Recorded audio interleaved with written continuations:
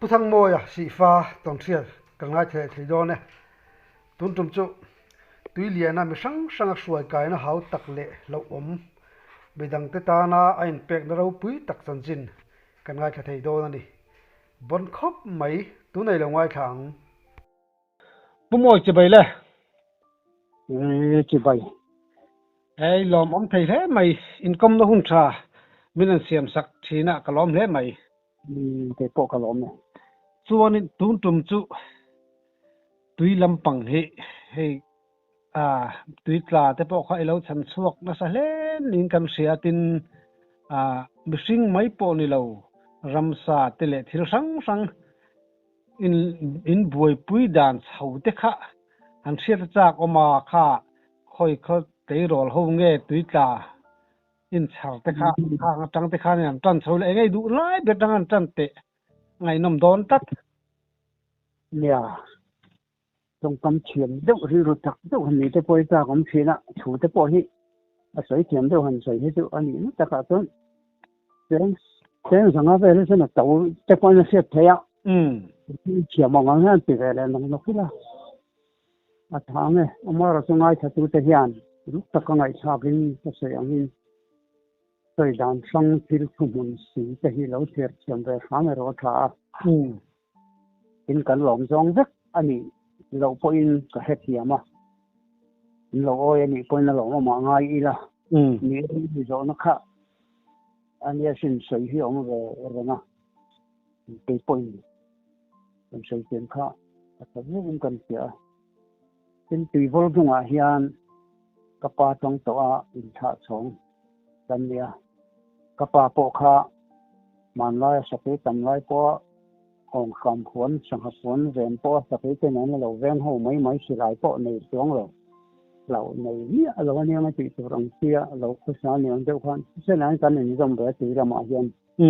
mà tất po thì tự nhiên vui thì có sao to tất cái đó đẹp ra tiếng chuột tụi con nhà tuy ta lạc chuột cái này chứ tụi đặt nên chỉ là mình xây cái số còn chưa to cả cái số còn mình xây ra chút nhà hay khu lên lệ sai tuần in car khởi buông khôi liền phim hồ râm bồi dỗ nụ đọc cái xí làm việc lệ tăng chỉ số về lại lấy ông xí lâu thế lệ phim ông lệ phim car kan khó sắc lại khan sai tuần làm PWD kan khởi từ thể hiện nên độ sắc yếu chứ na rằng anh hộ lên lỗ có hiện trong lỗ ngay lệ tên chỉ trong tế quan anh thử cần phong vẻ mới cho nên lấy chia lúc mà kha supply này nó coi rằng anh vào mình ở đây thì lỗ đỏ sáng thì mình kia chúng mình đổ từ ra mình cần invoice này nằm là cho anh cái mà tổ cần hành này vậy chứ chưa đúng thật chứ bồi bong tế rồi hầu và lúc anh người ta in cái gì ujuk soya kala fesianga ani nen kan pasari min kasia le om lawa khorjin englai poinan kala kan soi kai renga tum son pu soya kha thut de the ma dong lo ni kan pian ni pon ba thut de ma ya ma se tuye lo sama a khau pui lai nun theng kha nar lam pang kha ni khau bir kha cái pasal buộc ta lang sim mà thona mong lam pang khan ni vor kol ta khan ya buam no zong to an thau de rất ta ka ko ngai sin an bi hiệp le thar be ro se cái than ya ho pa kan nau le lo bua ya an oman bul na ya ma se tu chiam lo ve ven ya cái khap ya de wa om kan ya min don a ko ra ka wat lang se ta còn cần hành sao mình xin là em tu anh san là mà ra chút bùng rọ khơi mà mình rất san san này mới chẳng san anh làm gì á hồi lại còn ông nào mà xí sao làm cái mà làm gì á anh việc về nó khó anh nghĩ sao mà rất ngon xí đó còn nắm đủ xí khó thì cái này là anh tiếc ngồi rồi nắm đủ xí xí chân cả cái sốอย่างเดียวเราไม่ต้องละบ้าง kasi attention naman hindi ko attention kasi kasi kasi nga ไม่หันเตี้ย Ừ. เห็นต้องชิมลุงไว้ขนาดลุงไอ้ตักจะตอนนี้มังงานดังจะกันเรียกขาขัน Ừ. อันมานี่ไม่ละคันหลังลึกกว่าส่วนกับว่าติดชินตาคันปัสแล้วคันเช็คเวลาคันอาวะจงรู้เลยกันนาวเขียนนาร์ละมาเลยตัวเรื่องมาเกย์อินจะสวลอินเราจะสวลตัวก่อนอินเรามันอินสาหันกับเราดงจังว่าก็เตียปูมาช่วงเราคันปุ่มไม่บุยเวลาคันก็เช็คกลัวเวลานี่เขาสักเดียวคันแต่ข้าจะนั่งหินแต่เดียก็ยังไงรู้จะสักวันหันช่วงจากนั้นเด็กใช้ข้าโรลเนี่ยก็เด็กใช้เราเรื่องสิ่งรู้จะชินมาแล้วที่ก็รู้จะต้องเจ้าหลงกันที่ก็หันบ้านรู้อีกคันกันหันนินจาใช้ข้าอะไรนั่นหลงมันหลงสิ Ừ. mình do ta vọc tấm ta lắng lối thòng hoa rồi anh làm chỉ kia tất cả tham muốn mà lâu được gì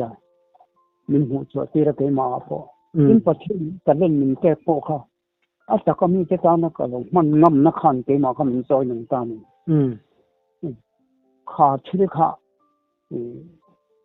mình cũng tên xe cái đó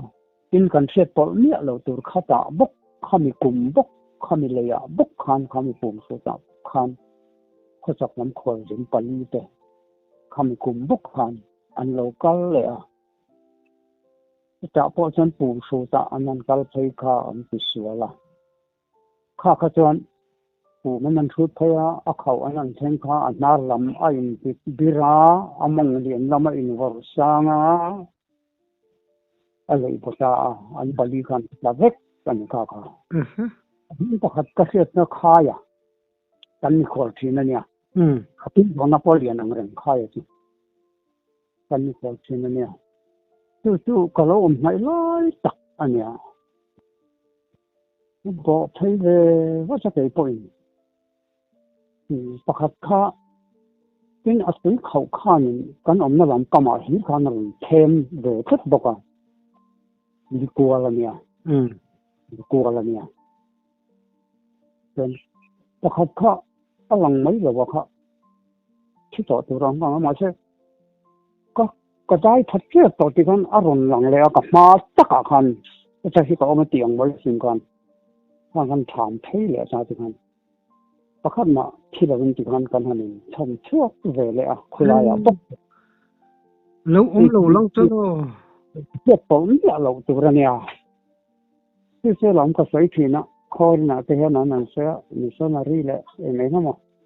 hai pe tak tang ngai nan tak hi khor na thin hi pa thian thua kei ve chu ko missionary ve na lam pang hi thisen hi ro wa missionary nin pom du mang si lo te fiam thi ta ka sin boi te lai hi ni ve tu na mo ani ve de chu tin ka sia in chan chu na khan ni ve thak kha ka Ani chu tin kha phoi bong klei rol hau te tha an lom hle ni ti kha siat khapa lom tu sei da kha ba kha thiam an nei lo ni mo mà ra thằng nó tụt thấy những han ở đó mà cái tên mình nó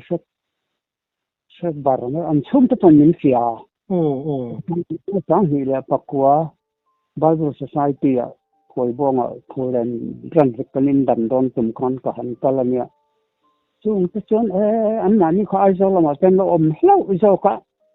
khai sao lắm cái thằng nó to mà nó còn chiang xin ở tuổi tết sao thấy ra em nó một khăn bụng trái lấy được bụng thi với xuống cái bộ khăn khai rồi bụng nó anh lỗ lỏm hết nhỉ mình làm nhiều chuyện ta lỏm lỏm không em mà lỏm ông lâu cho nên thi vek đồ này buổi thao về khóc chân cả kami an tla kha invert le uphe ka chon puma po han lo om to lo wa tro lâu anh tla cái gì vậy cái phải không anh để tôi tôi sao có khả năng nha mà sẽ có nó khác anh nói à mình sao có khả năng mà sao có phát xuất à cái nó mà sao có gần buổi viếng nào mình xin nó còn lâu lâu thôi à ta len pathian na perau pui le mai che in khalan sai jom ta ka chuan khami kum bok khan sai tho lai lo tai la oh lian chunga sai to kho thi tang zo la anu pui e khua kha na nom sau to ka chakor a khau chi na ta pon le om lo wang khan a thil phur kha in soi ka ne ne sakura po kha soi pa ngai ani ta tinga nia na tia a le ka pui nó cũng chung là nó là chụp phút thì chú lệ dân mấy cái phần là phần ai vậy lệ con hỏi mình là lạc lỏng chọc mấy chiếc con nó long rồi thật ngâm lỗ nha cái sao chân chọc có khó tận nhiên là cái điều nhất là trong hiểu mình khó cả đùa mà liên quan liệu coi cuối nó bắt đầu lại là một cái vấn đề anh chỉ cần hết nhỉ ở chỗ này rất là sôi tu rất là tự nhiên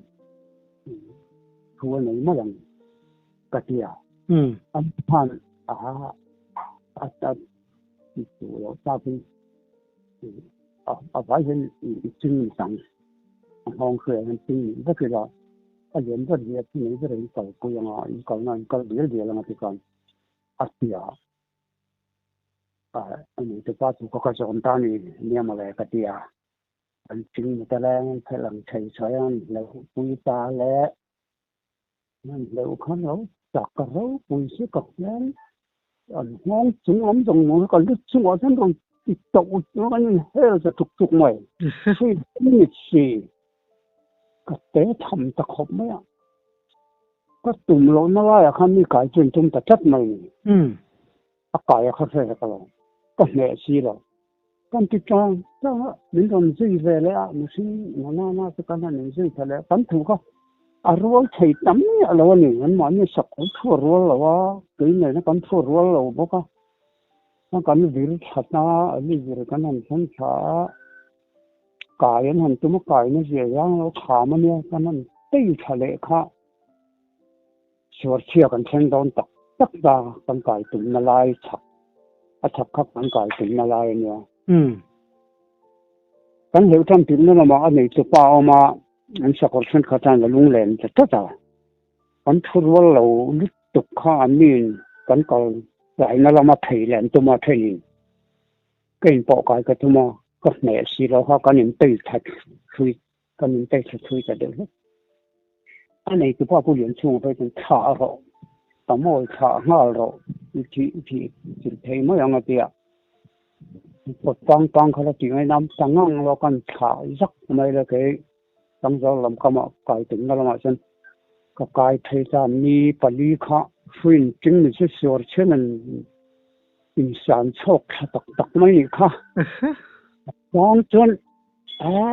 anh mà ni long chân rồi dùng chuột tất cả bảo là phun là đào sinh là lẽ thì khán thích rất từ đó nó còn nói về sáng lý bây giờ mình lúng bụi về lắm mình sọc chả thứ hả muốn sống ta tám cho lẽ ta bắt đầu nói mỗi lời lịch thằng khó ta được hơn có sự nói chả khó anh nó còn chụp ra trang nên là trang nó lăng lo chân lần sau cái gì anh hạ tổ lúc thì khá lăng đấy à chân cái đại thọ cho cái là mình hành mục khan tham muốn lấy nhỉ why không mình một biếng con cái mà không mình target ngar mày này cũng làm khát tao nè pan xíu anh cháu có cái hành động đi anh đại park chứ nào con đinh tất chả mà họ số lại con tụm pon anh tao mấy lâu rồi anh học con những con tia rồi nhớ anh đồ suy chia chúng con anh đinh tất anh mai một chi mà chuẩn khi đó rồi anh cần hành khảo số lại như thế chụp bao nhiêu năng bốc hơi thì phá thế bên này ha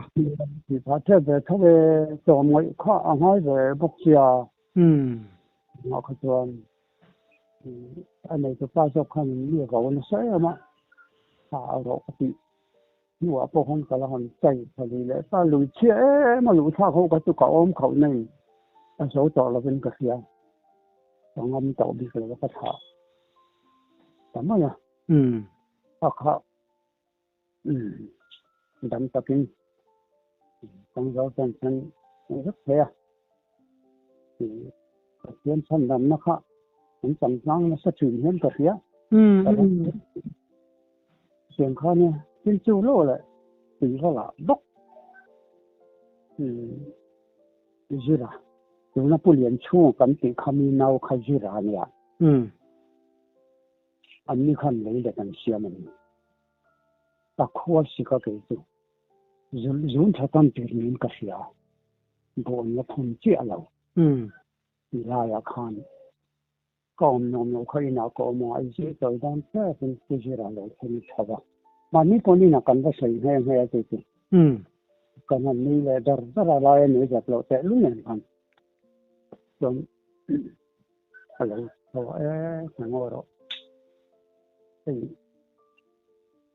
rồi lại làm có mà còn gì có lại làm mà lấy cần người ta cần lôi cho họ cần đào với cả thì anh nấu tê đều tê nhà anh nấu đều tê ở bà tôi họ phải sao có phần hiện tê là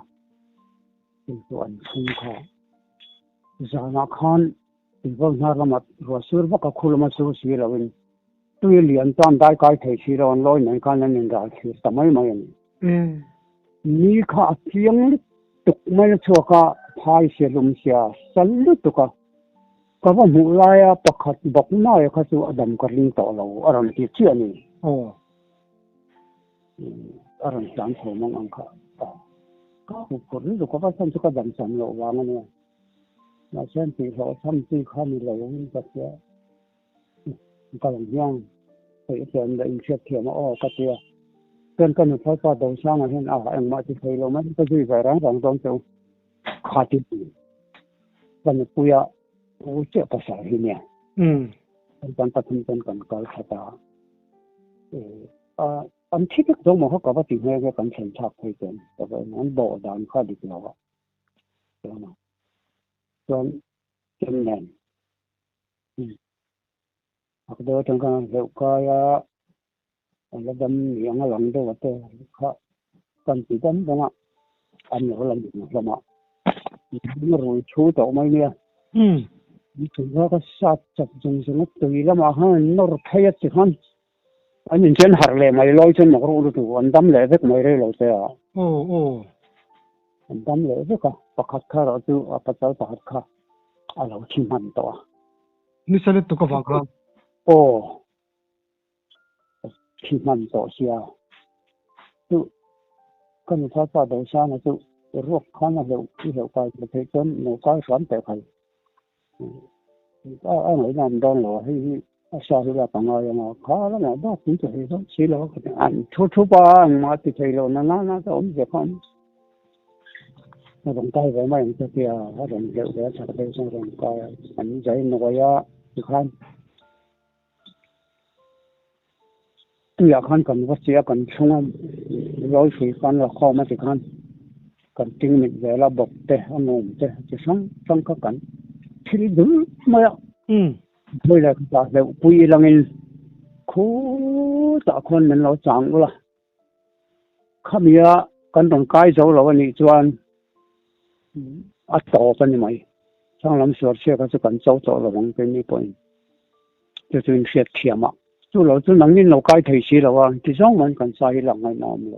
mà mà thế hiểu tụi cho nên họ sau tụi con cái chuyệnนี้เปลี่ยนไปไหมนั่นเร็วสตาร์ทมาเลย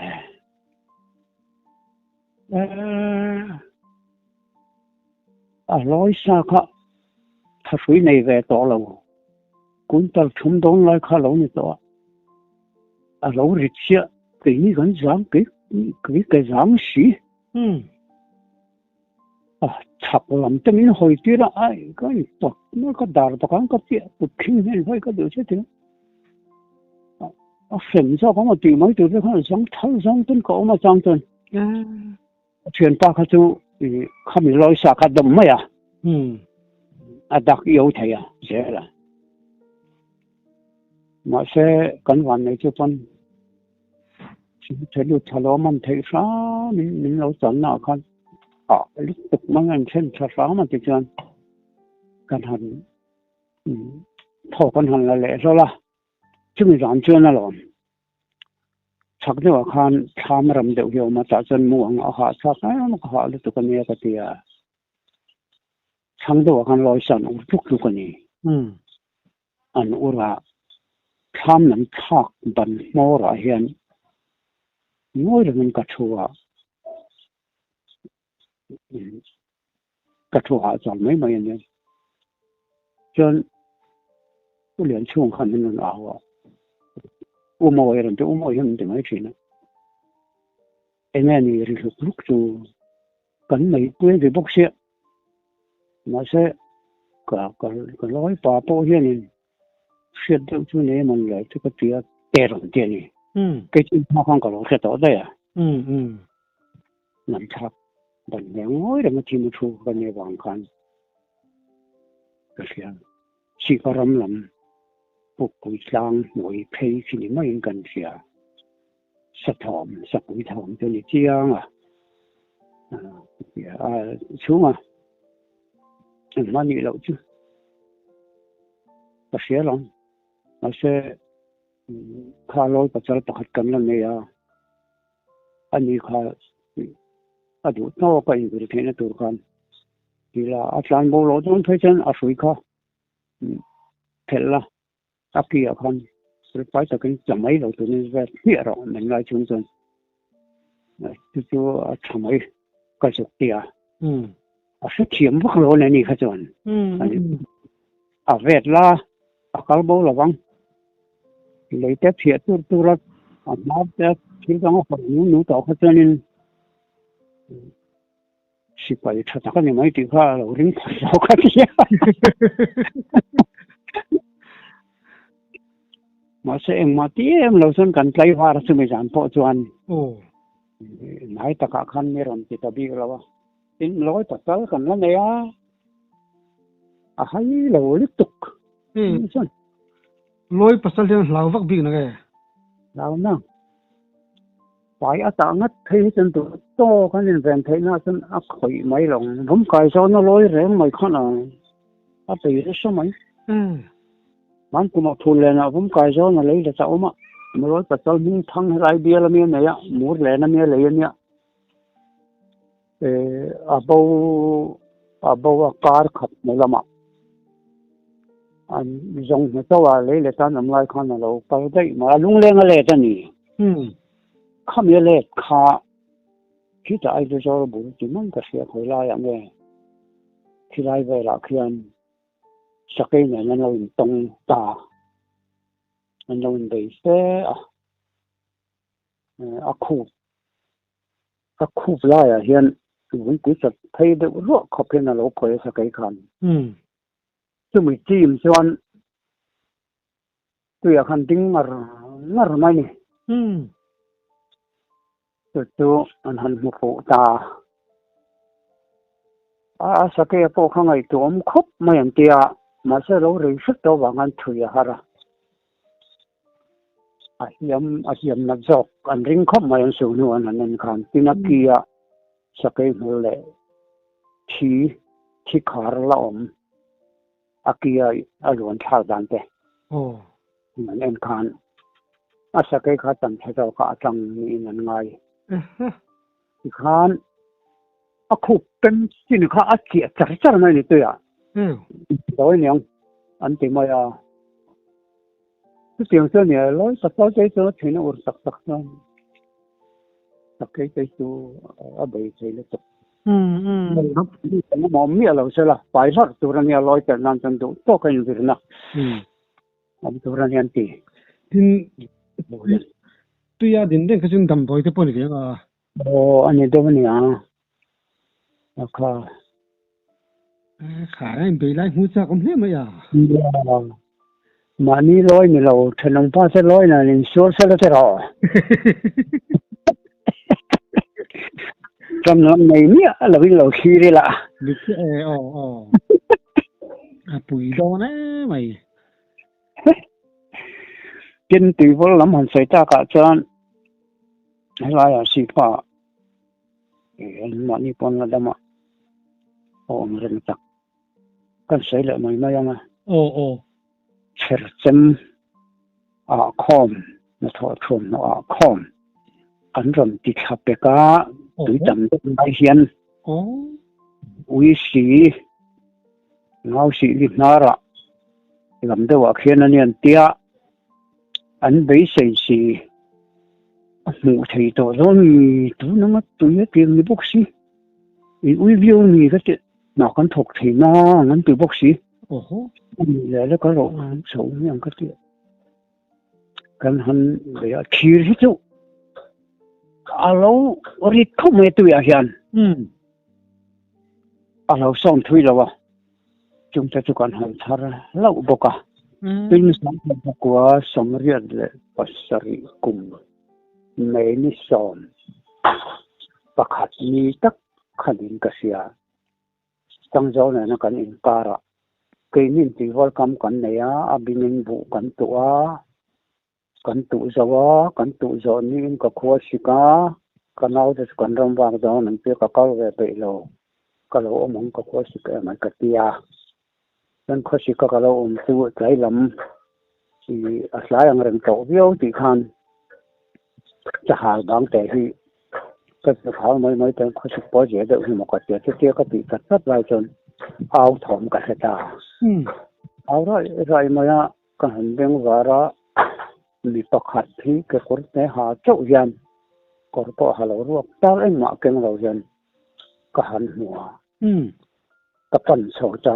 cái này người ta tại cái hành việc làm vào sáng vóc lỗ lúc kia thấp thì nhé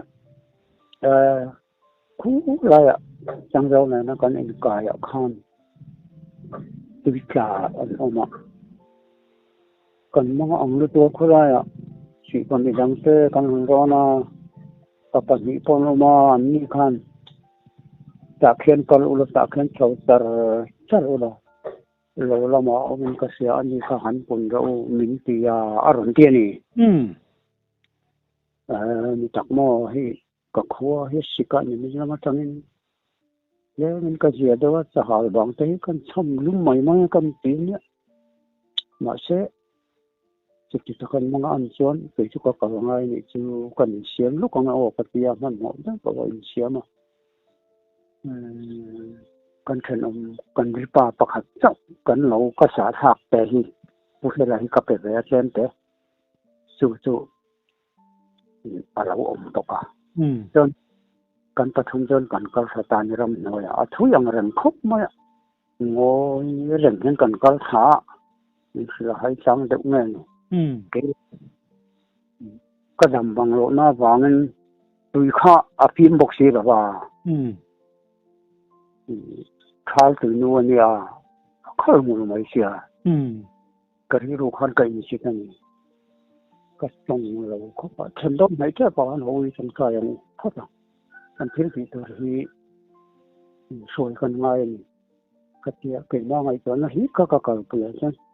ก็ต้องใจอะไรหลดเตะจุดก็ต้องใจจุดก็ใส่ทีน่ะ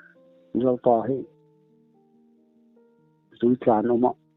น้ององคบไม่ขวดหลายตัวบอกสีตัวที่มีสีละกินไก่ละนี่ดังก็พาเราหน้าหนักนั่นแน่นะอมกันเนี่ยนี่เราอีกก็ตัวก็ปะเราไปทุ่มใจเราบอกสุก็รู้ไทยเราไหมไทยนี่กันติดกาก็ต้องใจเขา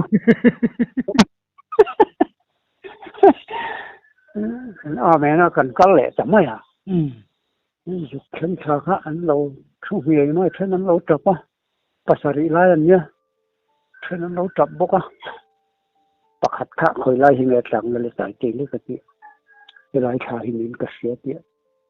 กันไปถ้าปั๊บปันวุ่นก็รู้ตาก็นัดเหล่ามาอ่ะก็เป็นตรงนั้นปักขัดอาเทียนต่อยเจ้าก็เขาก็โซ่เด็ดตานังกำเล่ละเมามันเนี่ยปักขัดเล่ละเมามันเนี่ยเสียส่วนที่เดียวเนี่ยตัวเห็นคอยไล่ตั้งไงเนี่ยเสียนั่นไล่ตะเขาอันเสียจับไปปักขัดจนให้กับบุรุษจูเนียกันเดียอันนี้ขันโซ่ที่ไล่ถึงลอร์เว่บันเป็นเวลมาลอร์สมัยโซนชาตักหรือมองลำนี่เวลาโซนสตาจังโซนกับมุลวินก็อินเสียอาเดียนี่ถ้าไปทุ่มนั่นตัวนี้จูบอกกันลุไทยเราปิดโจเขาเลี้ยวเสียค่ะก็ กำมังข้องเรื่องตัวนี้แล้วใครทางกูจะแต่ก็เทียนกันบุ๋มโดนมอตีไม่ค่าสมโตเด็กไม่เนี่ยก็จะดันค่ะสุดท้ายตักสุกันทีเลยจะ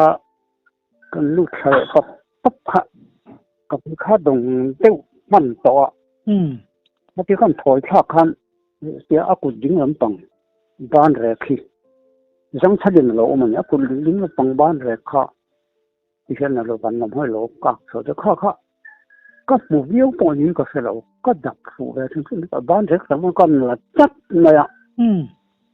กันถั่วปุ๋ยจะมองอันตกตักก็กะข้างในเนี่ยประเทศนี้ก็ดีลังเสียข้างในทางอันนี้ก็ติดมาเทียนกับปูนตรงนั้นเลยฮะเลยลุยจักใหม่เขาก็ดูว่าไอ้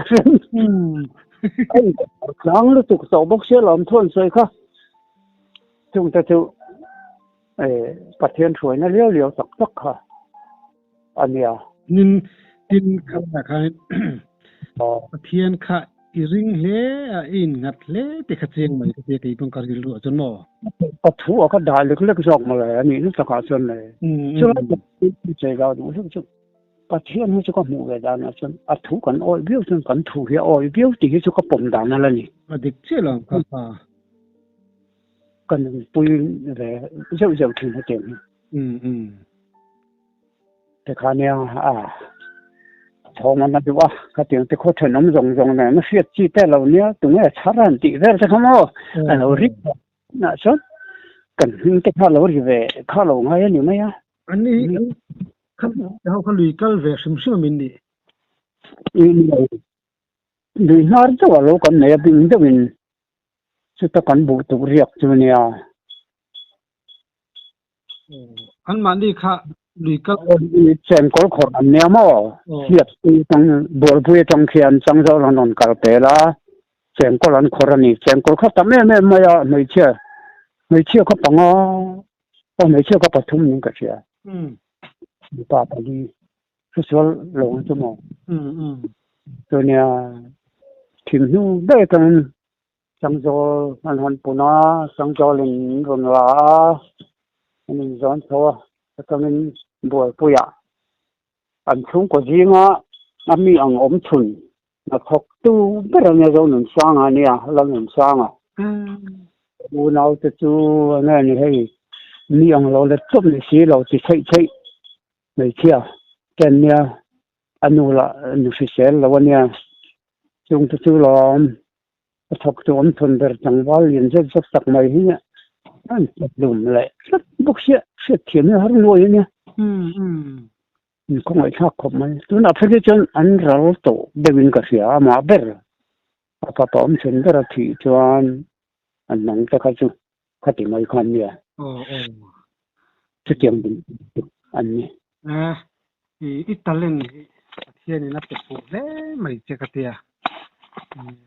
นังมาตานะมั่งแล้วมีดังตาเนี่ยมั่งจะจะแต่ไปเทียนมัลสอมปลากันนี่นุ่งเราอยู่แบบไม่เรานี่ตั้งแค่ให้กันเราเชียงเรามันนี่ที่มาทางกับเราเชียงเรามันนี่เกี่ยมาจอกเขียนกับมันเราเดี๋ยวชอบเราตัวน่ะมันชาวตัวหลังประเทศนี่นะสวยนะใช่ไหมเอาหมกเลยตุกประเทศมันสวยนั่นแหละแต่เรื่องนี้แต่ชุนงจะจุมันกินเติมจังเสลาไม่ละเขาเตรียมเอามาติดรูกันเรานี่เจ้นี่เจ้กี่มันนี่อ้อยมังอังเรากันเราฉันชอบที่ตัวประเทศนี่นะสิเสร์นเตอร์มสินเตมิงเราเปิดค่ะกี่มาผูกวางเอามันนี่ละวะประเทศนี่กี่มาทอตุ่มนะมันรัวจ้านะมีมันนะอันนี้ที่สอนเตะวิกันเนี่ย